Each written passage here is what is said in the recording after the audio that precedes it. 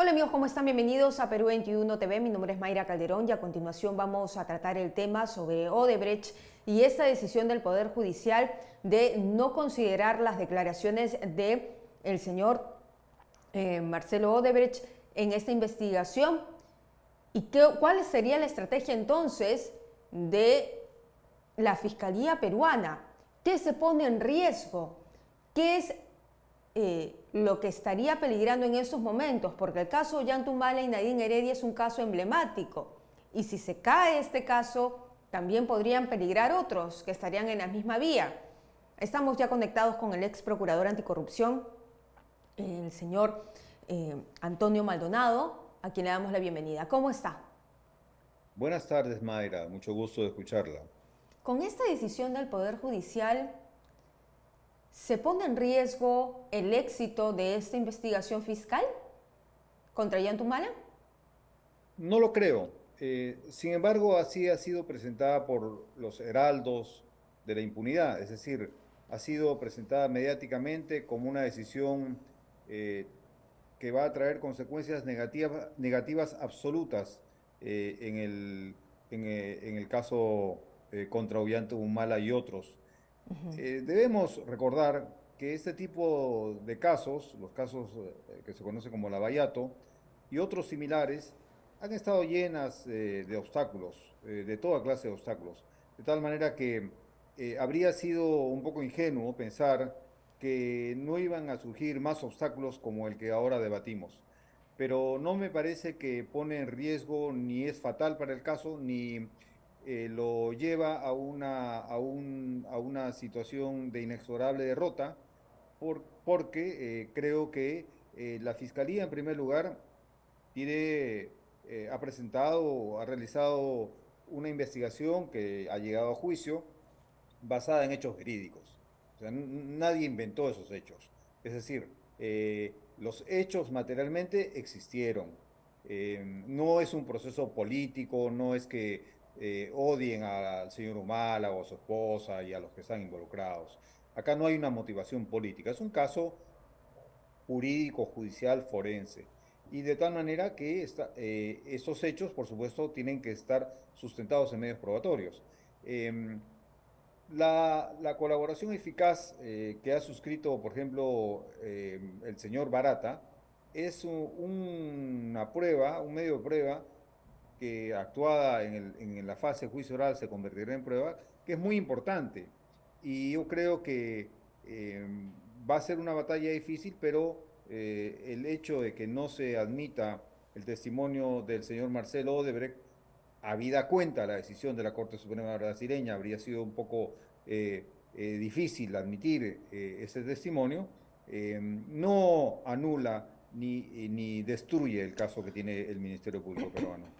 Pero en este caso también Carlos Kaufmann, abogado de Jorge Barata, ha informado en el juicio de Ollantumala y de Nadine Heredia que su defendido no va a participar por ahora en el proceso judicial debido al reciente fallo del Supremo Tribunal Federal de Brasil. Es decir, esta es una decisión del Poder Judicial de Brasil. ¿Qué va a pasar Sí, entonces? sí, pero debemos recordar que el Poder Judicial peruano no es un anexo del Poder Judicial de Brasil. Estamos hablando de dos estados soberanos e independientes, que en muchos aspectos, en la parte, por ejemplo, de la relación entre los ministerios públicos, han colaborado, y eso es correcto, de acuerdo a instrumentos internacionales de lucha contra la corrupción, los estados están llamados a colaborar para vencer la impunidad y ganar en la lucha contra la corrupción. Pero una decisión adversa para el Ministerio Público del Perú, en este caso la que usted señala en su pregunta, de la Corte Suprema de Brasil, no es pues una decisión que automáticamente debe aplicarse por parte del Poder Judicial peruano. Hay reglas de interpretación. Ya hace muchísimos años, desde 1780 y tantos, Montesquieu dijo que los jueces no son simplemente la boca que reproduce las palabras de la ley. O sea, los jueces interpretan. De tal manera que acá en el Perú habrá que analizar, debatir la decisión judicial de la Corte Suprema de Brasil. De otro lado, lo que usted me comenta respecto del abogado de este señor tampoco me sorprende, pero nuevamente, no es una posición que obliga al Poder Judicial peruano, no es una posición a la que debe someterse el Ministerio Público peruano, y es más, pueden hacer lo que ha dicho este señor Kaufman, pero Barata tendrá que asumir las consecuencias, porque acá hay un acuerdo de colaboración eficaz eh, aprobado por una sentencia del Poder Judicial peruano. De tal manera que Barata, el señor Barata, tendrá que asumir las consecuencias de la posición que su abogado sostiene tendrá.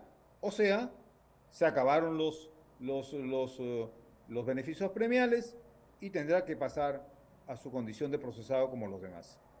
Y en ese sentido, el tercer juzgado penal colegiado nacional ha resuelto por unanimidad convocar a Jorge Barata de manera presencial para que brinde su declaración testimonial el 10 de octubre de 9 a 5 de la tarde, ¿no? Seguido del expresidente Ollantumala y otros por el delito de lavado de activos. Entonces, todavía hay esperanza de que el caso continúe y no se caiga, porque se hablaba de que si esto sucede en el caso de Ollantumala, por ejemplo, otros casos como el de Keiko Fujimori también podría caerse. Sí, miren, no hay que confundir lo que es la posición de las defensas, que es bastante obvio que tengan que decir lo que dicen, a que ello sea el desideratum del caso Ollantumala y de otros casos similares. Es decir, apenas se produjo la decisión de Brasil, las defensas, en este caso de Ollanta, Humala y otros, salieron en primeras planas a decir que todo estaba terminado, que ya habían ganado el juicio, etcétera. Eso es falso. Habrá que ver el desarrollo del proceso, habrán temas que se debatan, pero reitero, la posición de las defensas no es necesariamente el desarrollo y el ulterior final del caso. Este final será decidido en el marco de un proceso de debate contradictorio en igualdad de armas y en igualdad de armas con el Ministerio Público, y una sentencia será la que nos diga quién tuvo la razón. Pero yo en ese momento no me anticiparía ni adelantaría cuestiones de hecho que se verán en su debida oportunidad, ni asumiría como verdadera las posiciones de las defensas de estos procesados y otros similares a los cuales seguramente se acogerán a la misma estrategia basada en la decisión de Brasil. Decisión que además hay que decir es cuestionable. Hay dudas, yo en lo personal creo que existen dudas sobre la independencia de la Corte Suprema de Brasil, que bastante ha favorecido a Lula da Silva.